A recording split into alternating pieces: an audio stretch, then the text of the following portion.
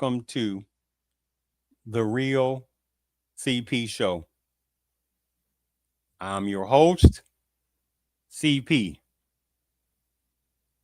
And today's topic, various HBCUs, historical black colleges and universities, were put on lockdown after Charlie Kirk, the was supposed to be Christian conservative value spokesperson that co-founded organization that's supposed to be founded upon Christian per se values, which it was not, because they weren't talking about Black Americans, by the way.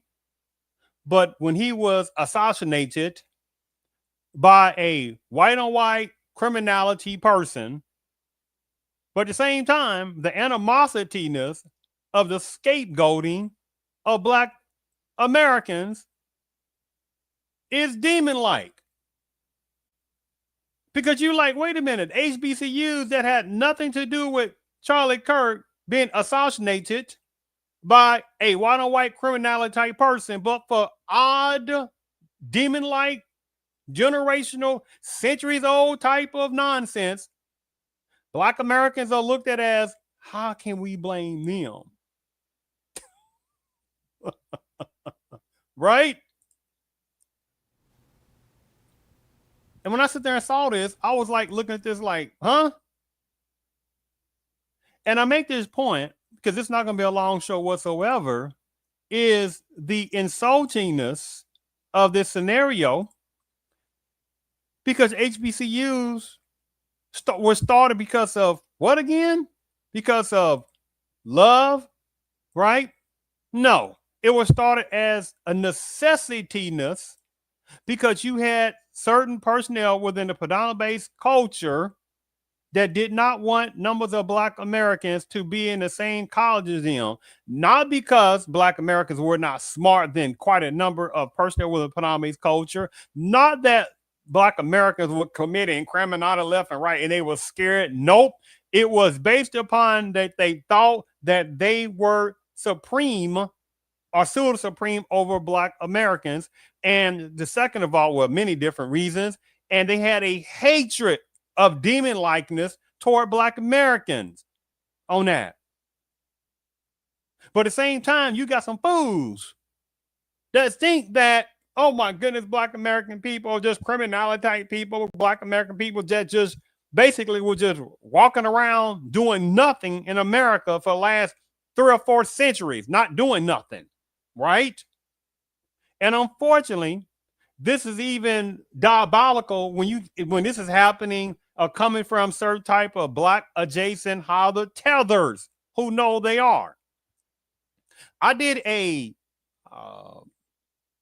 podcast not long time ago. Today is September the 12th, 2025. I did a podcast about this guy named Franck Zanu. Hold on, let me share my screen for a second.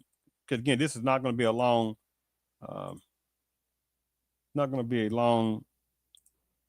podcast whatsoever. But I did a podcast about this parasitic Black adjacent tether, dangerous one, who is saying in his little vileness that he felt that Black Americans did not have a culture.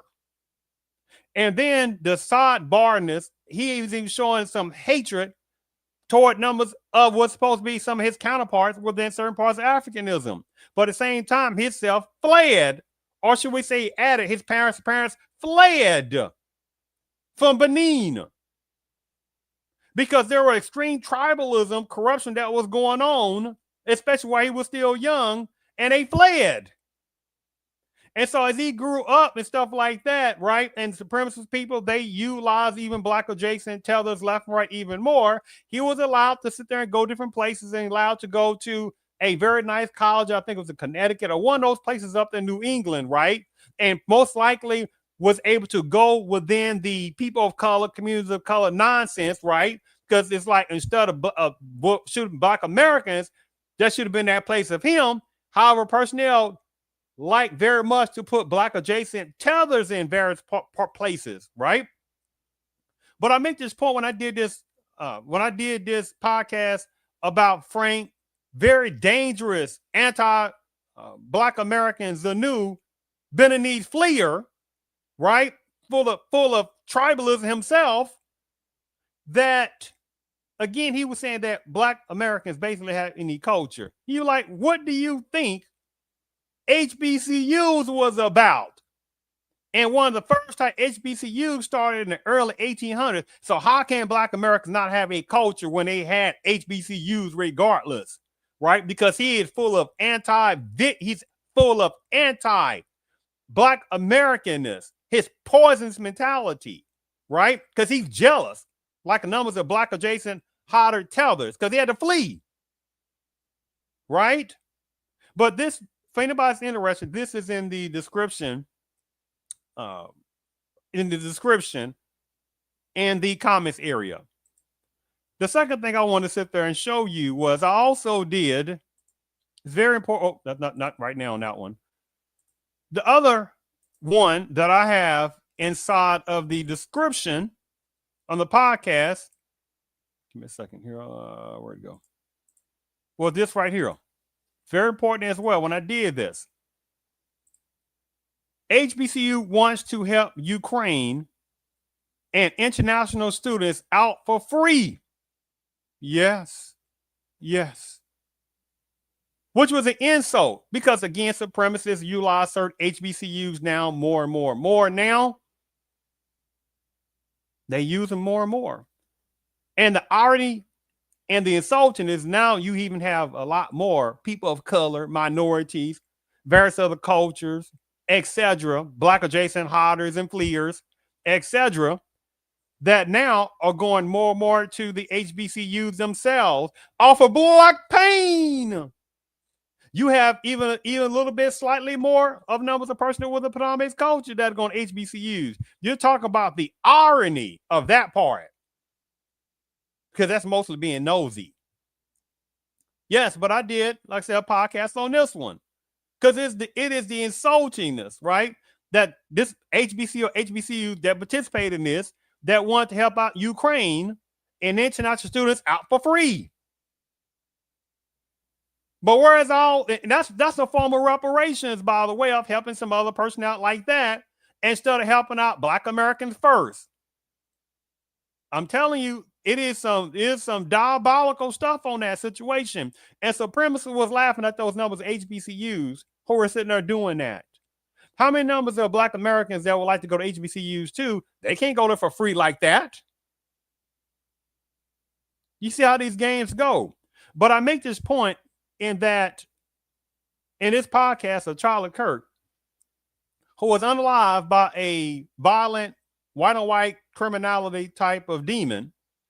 And you had certain ones within the predominant culture that was sitting there trying to figure out how to sit there and blame and scapegoat Black Americans. And again, I'm not talking about some coons and sellouts or some gullible ones, right?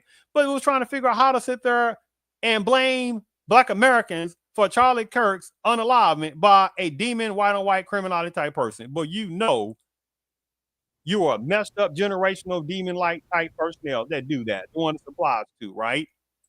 Not sitting there addressing the point of the white on white criminality, because there are various personnel within the predominant culture that will not do that, right? Because it's a no-no to do that. But at the same time, if this would have been a Black American man that did this to Charlie Kirk, oh man, goodness, you're talking about maximumness of hatred, even more of open season toward Black Americans. Oh my goodness, we got to figure out laws and we got to do something about this firearmness of dangers in these hands of these Negroes, because they always complaining about race and everything like that. But they can't do that. And Charlie Kirk was almost like on a super status of KKK level, right? And supremacist thought type level. For supremacist type thinking type numbers of Anglo personnel once applies to, and some other ones who want to be like them, who once applies to. Right?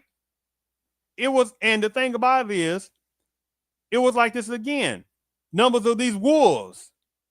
Various ones within the partner-based culture type wolves, and some of the ones who want to be like them, that was sitting there looking at HBCUs, trying to figure out how to sit there and have dangerous threat threatness toward them, the one it's referring to, right? When HBC had nothing to do with nothing on that. You see the diabolical games, right? On this situation. It's almost like this. It is like it's like insulting it.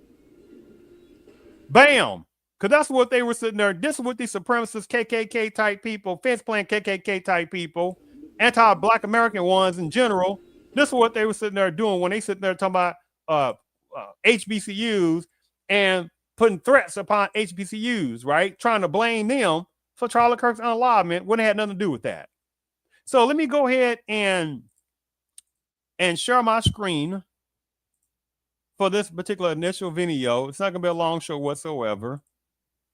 Give me one moment. Which one should I open with first? Give me one moment here. Hold on. Hold on for a second. Hold on for a second. I'm trying to see which one should I. Hold on. Okay, where's my. Give me a second. Where is my. Okay, it might be just one video then. I'm not sure on this one. But let me just go. Oh, here we go. Yeah, here we go. I just found it. I think I did. Okay. But first, let me go ahead and play this particular video first. Make sure you can see this. HBCU threats, multiple universities on lockdown. The insultingness of that regardless, right? Because of Charlie Kirk's unalivement by a white on white criminality demon toward numbers of personnel toward Charlie Kirk, white on white criminality, but numbers of HBCUs were put on threatness.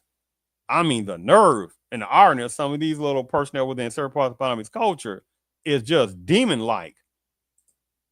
A number of stories right here on Live Now from Fox. And I did want to transition to some breaking news into our studio as 5 historically Black colleges and universities are now on alert after receiving threats. And I did want to share what each of these universities and colleges are sharing with the public right here. This is a social media post from Hampton University stating that the university has received notice of a potential threat and has ceased all non-essential activity effective immediately. They say the safety and well-being of our students, faculty, staff, and visitors remain our highest priority.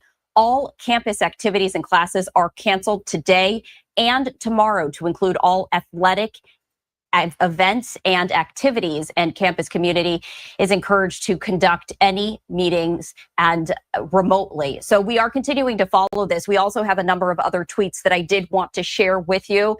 This from Southern University and AMM College stating that this university also has received a potential threat to campus safety and is on lockdown.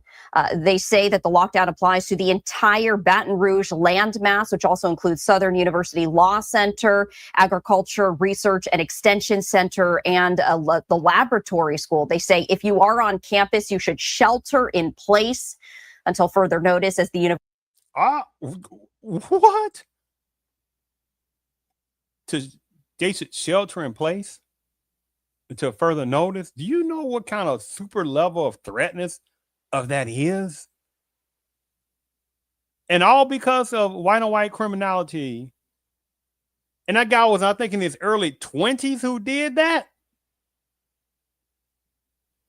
Or close to that? But instead of sitting there getting things situated and getting the epidemicness of white on white criminality in check, you got ones within various parts of Vietnamese culture, the ones applies to, that are so beyond demon-like in their mentality, with very small exceptions, they got to try to figure out who to blame. And you said, who can we blame? You know, if nothing else, we can blame. We can go right back and open the drawer up and we can sit there and do what again? Blame our Negroes first. University is working with law enforcement agencies. We also have a number of other posts that we want to get to. This is from Alabama State University, as it has now canceled campus activities today, stating that the campus will be closed for the remainder of the day. Campus police, along with other law enforcement agencies, are actively clearing all buildings on campus. Once your building has been cleared, it says you will be permitted to leave only through the front entrance of your building. They say this is for your safety right there. So we are continuing. I mean, that is some hardcore stuff. Again, instead of power personnel from whatever various parts of Benin's culture focusing on what are they gonna do about white on white criminality, what are they gonna do about these mass shootings, right? SHOOTINGS, right? These mass ones that are done by who? Gigantically numbers of males within a predominate culture.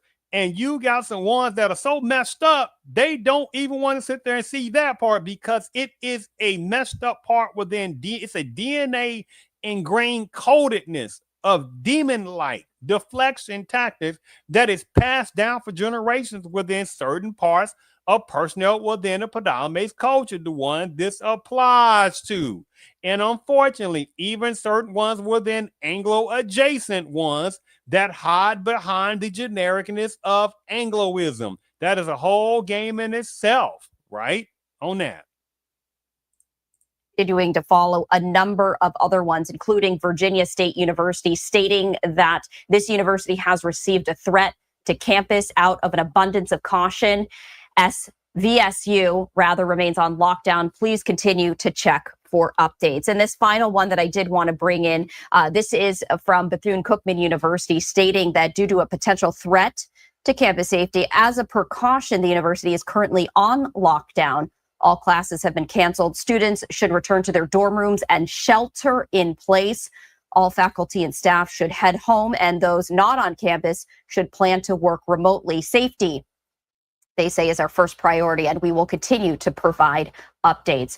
So that is the very latest as we continue to follow all of these developments right here. We are working to gather more information just in terms of what these potential threats are, but out of abundance of caution, 5 different HBCUs are on alert after threats. This is different. HBCUs are on alert of caution. 5 different HBCUs are on alert after threats. This is a live look right here from Daytona. This is the area where Bethune-Cookman University is and now is currently on lockdown. So we did want to share the very latest with you, as 5 HBCUs are on alert after threats, many of them on lockdown. I mean, you can't even sit there and even fathom the insultingness of this part of it, right? But at the same time, if this was a Black American person, male, that did this to Charlie Kirk, there would have been an absurd of no comparison for probably the last 50 or 60 years that it would be showing the the anti-American Black hatred of males would have been maxed out time 10. But since it was a Anglo male, right, within the predominant culture who did this, you got certain ones within the predominant culture where it's not going to be a small amount. They don't know who to blame on this, right? Because, oh, you best believe there were actually some ones who was hoping that it was going to be a Black male, so they can be like, yay, Black male, look at that, Black males. We can sit there and open season upon more Black males now, even more. And I'm not talking about numbers of the coons and sellouts and gullible ones, right? So the thing about it is the insulting of this situation, right? On this.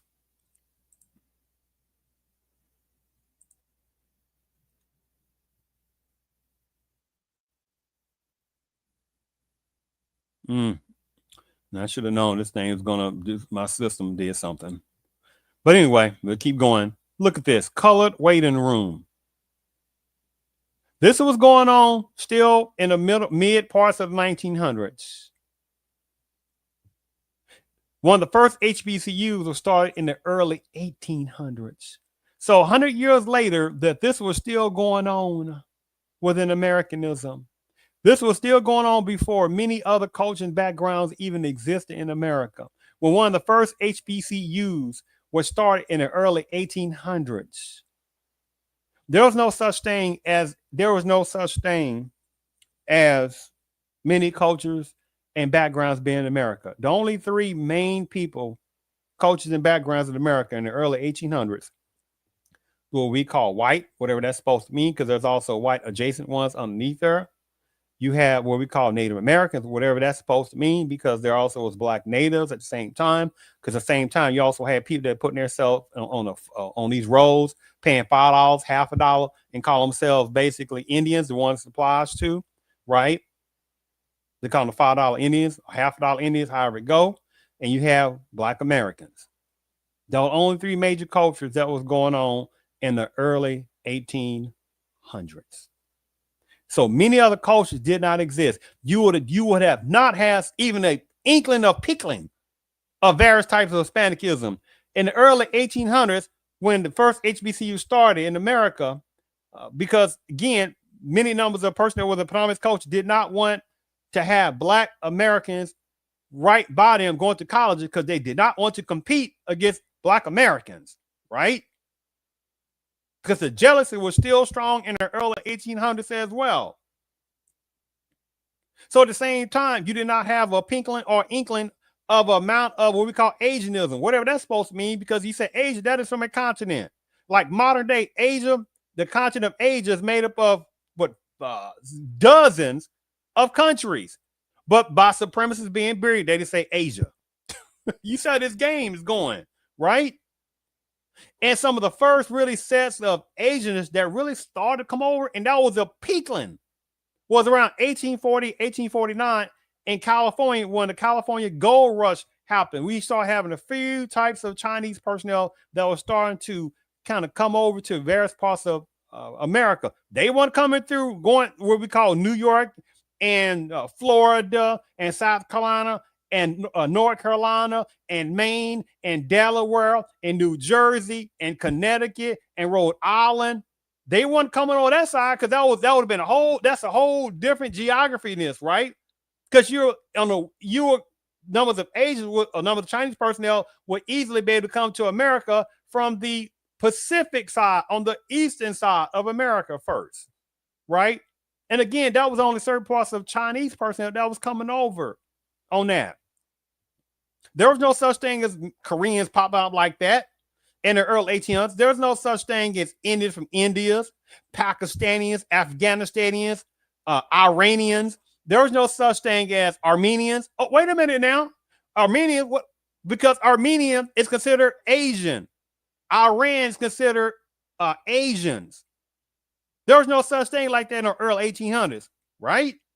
So the thing about it, you had HBCUs that were starting off in the early 1800s, and here it is almost 200 years later, and you still got people that still don't want black Americans to be in certain colleges because they don't want to compete against black Americans, right? And you got these other ones doing this people of color game by certain Asianness, right? I'm not going to go on all this and that one, and certain type of Hispanicism, but the point I'm making that there was no threat to colleges that have a predominant Asian enrollment. There was no threatness to college that had a predominant Asianness. Again, there was no threats to predominant colleges that have an Asian demographics or Hispanic demographics or numbers of Jewishism places, right? There was no such thing as that, but it got to be, but it had to be some threat come upon numbers of HBCUs. With the insultingness of that is very pathetic on that situation. Let me then show this last particular video. 1 second here. All right, here. Let me play this for a second. This is the last video on this. Okay, here. Should have known Boy, this system, sometimes I be thinking sometimes this system, but they do not want certain things to be talked about and stuff like that. On alert, not. Let me stop here. Okay, let me all right, let me play this. Make sure you can see that. All right. On alert, non-pause. At least 6 historically Black colleges have halted activities after receiving potential threats against their campuses. The lockdown measures come in the wake of yesterday's shooting of Charlie Kirk, though officials have not linked any of those threats to that shooting. Our Alex Brochet joins us now with more. So what are we learning about the threats and the lockdowns and where it's taking place, Alex? Yeah, Kira. So we're tracking now at least 7 of these HBCUs that have been under lockdown in the past 24 hours following that assassination of Charlie Kirk. That includes Alabama State, Hampton, Virginia State, Southern, Bethune-Cookman, Clark Atlanta, and also Spelman there in Atlanta. Now, some of these universities have already begun the process of lifting these lockdowns or shelter in places. Others have, like Southern, have actually extended those through the weekend. They've canceled classes through the weekend, which at this moment, that is the longest extension of this lockdown. But I can tell you that the FBI has released a statement. I don't know if we have a full screen of it, but it does say that the FBI takes these threats very seriously because it puts innocent people at risk. While we have no information to indicate a credible threat, we will continue to work with our local, state, and federal law enforcement partners to gather, share, and act upon threat information as it comes to our attention. But I can tell you that we've been in touch with a number of students, including some on the campus of Hampton. Our team has, and you know, as you might imagine, Akira, I mean, this is really shaking a lot of these young students up. There's fear of uncertainty and also possible violence as this is yet another instance of their campuses being threatened. Mm, mm, mm. Mm. Give me a second here. But again, you have some people that they see nothing. And when the last name that guy was talking about how that some of the students at the HBCUs were kind of shaken up, I'm talking about especially some of the Black American ones. How many were not trained in the properness of understanding within American history, the ones applies to, right? How many of them were sitting there thinking, oh, you know, say this person is 18 years old, 19, 20, 21, 22, something years old, right? And thinking, oh my goodness, that old stuff, people talking about that racism, right? Psh, we don't worry about racism and stuff like that. We're a people of color. We're minorities. We're a community of color. We're a BPOC, the Black Indigenous People of Color, non-social switch of terminology, right? This is what some of these youth Black Americans and these colleges are still thinking, like, with very small bit of exceptions, right? So this kind of stuff right here you see on this image, colored waiting room. They think this is ancient history, and this is less than 100 years ago. The Declaration of Independence was 1776 on that situation. The Constitution was ratified only a few years later in the late 1700s. You add that up, that is a few centuries later, and still Black Americans are still going through Black pain. So from 1776, when this country was founded, America was founded, what was Black Americans doing in 1776? They were still by that gigantic amount, still within enslavement. 1776, there was no many other cultures and backgrounds that even exist like that in America. There's no such thing as a gigantic amount of Black adjacent tether hodders. There was no such thing as that. There's no such thing as gigantic amount of Hispanicism. No such thing. In 1776, there was no such thing as many types of Asianness, whatever that's supposed to mean, because that's very broad terminology. Because Asia, especially modern day, is a continent. There would have been 1776, there would have been no such thing, 99.8999% of international type students in America like that. But how many people benefit off of Black pain? And how many sit there and now have been able to get themselves inside HBCUs and be nosy? And how many of them have gotten scholarships? How many on that situation, right? How many? So the hatred toward Black Americans is still strong on that. It's like this great movie. Give me a second. It's like this great movie that many people have not seen, should see this particular movie too. The ones who have not seen this, give me one moment. Let me see if I can find this. Give me one moment. I'm about to close down the show. Right here. Where does it come from? All this hatred. Do you think it might be a little more serious than missing persons? I don't think so, boy. Some things are worth dying for. You admire these kids, don't you? I do. Did it ever occur to them they would end up dead? Maybe. I'm looking for some information. I ain't got nothing to say to you, sir. Afternoon, ladies. Do you honestly think your people be down here at all going for those two white boys? Maybe not, miss. This is. I guess they know we're here. And I'm here to tell you our neighbors were happy till the people in color kids came out here stirring things up. Before that, there wasn't anybody complaining. Nobody dared. What's wrong with these people? Nobody dared. What's wrong with these people? What's wrong with these people?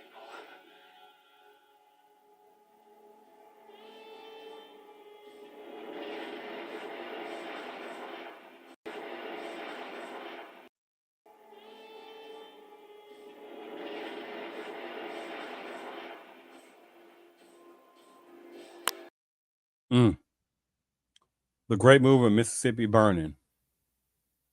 So the thing about it is like that Franck, Black adjacent tether Zanu, who fled, his parents fled from Benin, that I put in the description, a podcast that I did on him, of his dangerous parasitic anti-American Black vitriol, and saying American Blacks not have a culture, but he's a fleer from Benin. I put that inside the description for personnel, the ones that might be interested in taking a look at that. Just like the same time, I also put in the description another podcast I did, I think it was a couple of years ago, when a certain type of HBC or HBCUs were the ones that were helping numbers of Ukrainian personnel and various types of international students go to HBCUs for free. That's another podcast I put inside the description on that. And how many numbers of the same type people, and even now some of the various cultures and backgrounds that now are able to go to numbers of HBCUs offer Black pain, right? How many of them don't deserve to sit there and walk in the same footsteps? And numbers of HBCUs, they had nothing to do with helping to build HBCUs up at all. Many of them come to HBCUs to be nosy and to take and take and take and take and take. And still, when they go home to some of their parents who are anti-American Black, the one this applies to, right? But at the same time, they benefit off of Black pain. And unfortunately, there are some gullible numbers of within American Black is the one applies to, who keep allowing numbers of people from certain parts of predominant culture and ones that hide under people of color, communities of color, right? The ones applies to sit there and insult them by smiling in front of their faces and hating them behind their backs. And this is why collectively within Americanism, it's hard for multi-millions of American Blacks to get respect. And the very small exceptions of American Blacks that ain't gonna fool, those are the ones that are sitting there holding up the powerhouse of Black Americanism.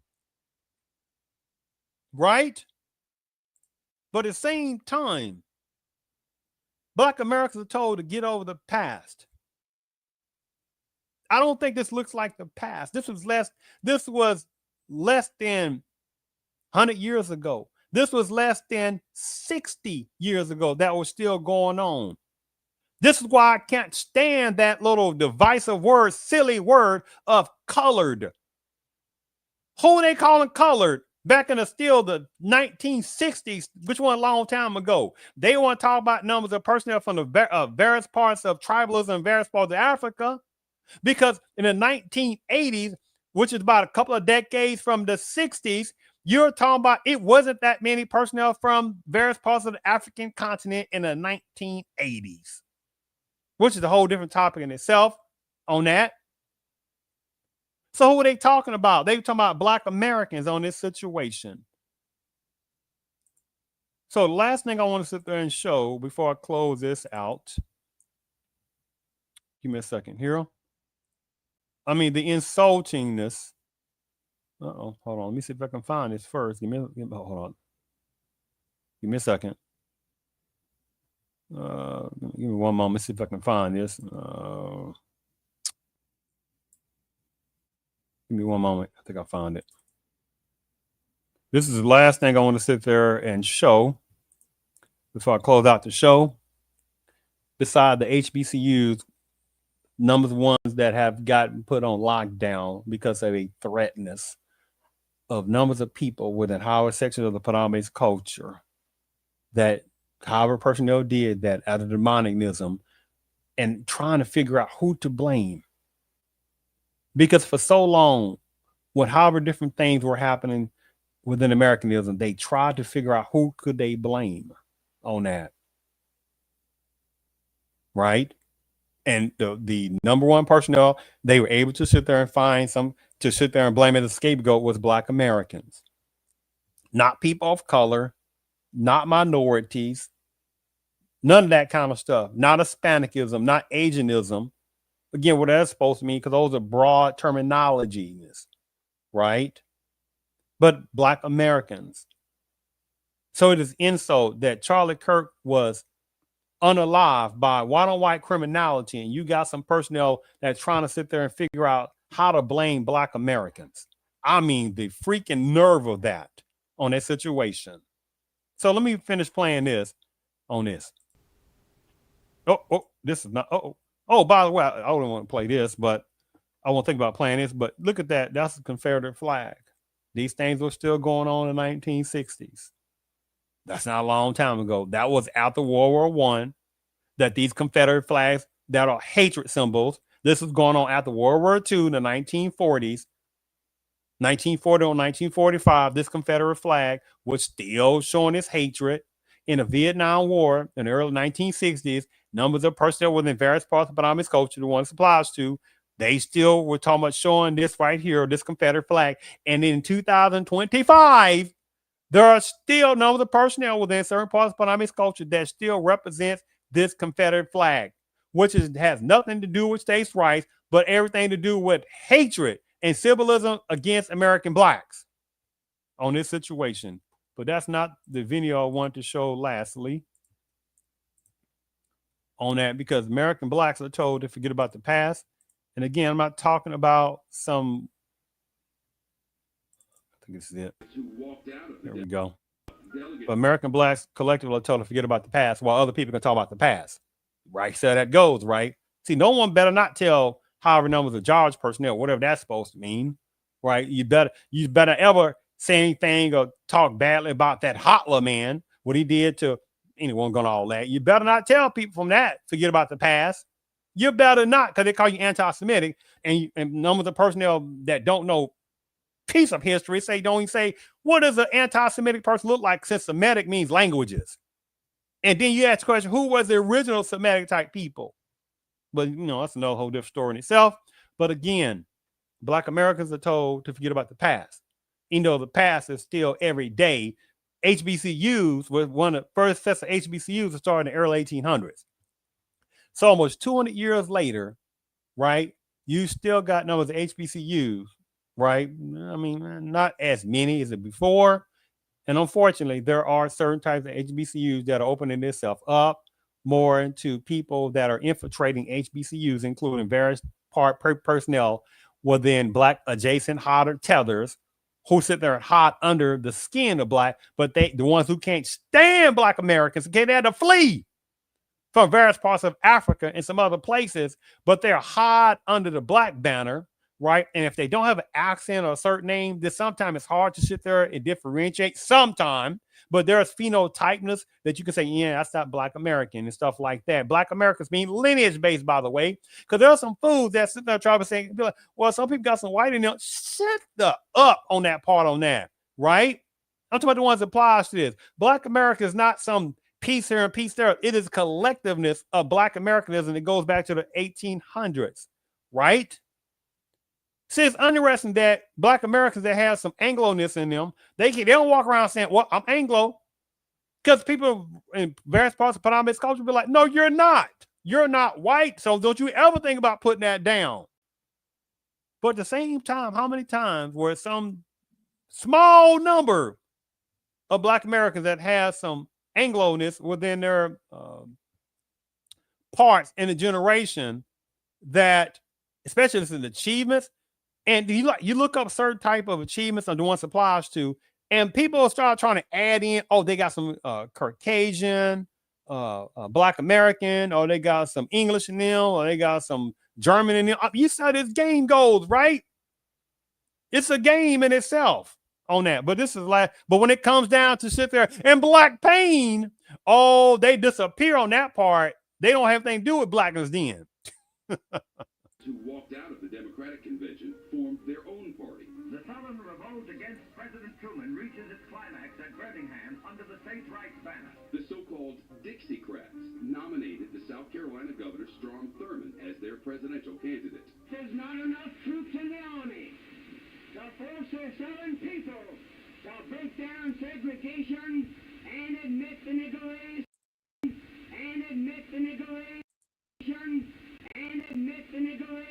into our theaters, into our swimming pools, into our homes, and into our churches.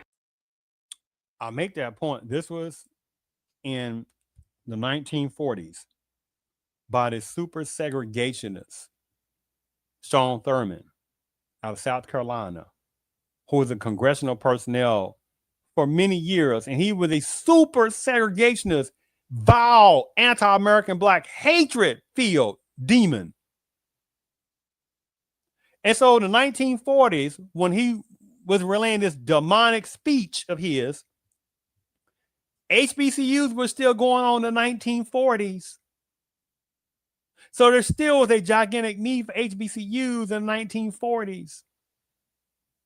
And here it is, 70 some plus years later. And you got people still trying to blame HBCUs. Like this situation with Charlie Kirk. You got people trying to blame HBCUs for Charlie Kirk's unalivement. You know, that is some sickness on that part on that. So I thank you for tuning in to the Real CP show.